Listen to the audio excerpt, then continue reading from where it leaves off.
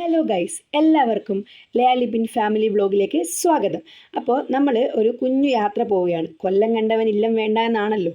അപ്പോൾ അതെ, നമ്മൾ കൊല്ലത്തേക്ക് ഒരു കുഞ്ഞു യാത്ര പോവുകയാണ്. അത് തന്നെയാണ് എൻ്റെ ചിരിയിലും. കാരണം ഞാൻ ഇതുവരെ കൊല്ലം കണ്ടിട്ടില്ല.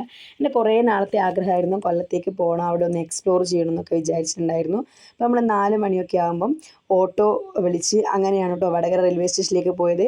അവിടുന്ന് 5:30-ക്ക് ജനശതാബ്ദിക്കാണ് അവിടെ നിന്നുള്ള പോയത്. അപ്പോൾ ഞാനും ഹസ്ബൻഡും പെങ്ങളും കൂടിയാണ് പോയത്.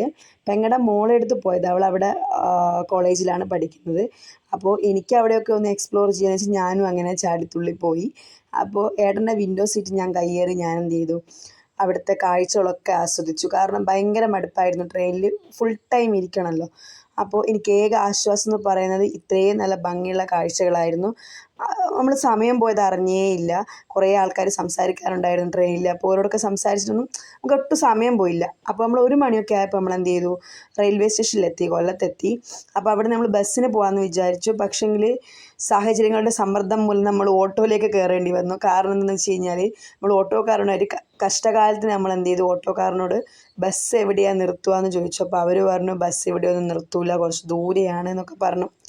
അപ്പോൾ നമ്മൾ എന്ത് ചെയ്തു, ഓക്കെ എന്തെങ്കിലും ആവട്ടെ എന്ന് വിചാരിച്ചു ഓട്ടോയിൽ കയറി. അപ്പോൾ ഓട്ടോ കയറുമ്പോൾ നമ്മൾ ചോദിച്ചു എത്ര പൈസയാവും എന്നൊക്കെ ചോദിച്ചു.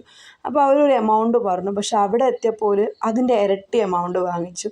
എന്താണെന്ന് അറിയില്ല, ഇവിടുത്തെ ഓട്ടോക്കാർ എന്താ ഇങ്ങനെയെന്ന് എനിക്കറിയില്ല. അപ്പോൾ ഇതാട്ടോ കോളേജ്. നമ്മൾ കോളേജിലേക്ക് പോയി, അവിടെ ഹോസ്റ്റലിൽ പോയി അവളെയൊക്കെ പിക്ക് ചെയ്ത് നമ്മൾ എന്ത് ചെയ്തു, തിരിച്ച് ക്യാൻറ്റീനിൽ വന്നു ഫുഡൊക്കെ കഴിച്ച്.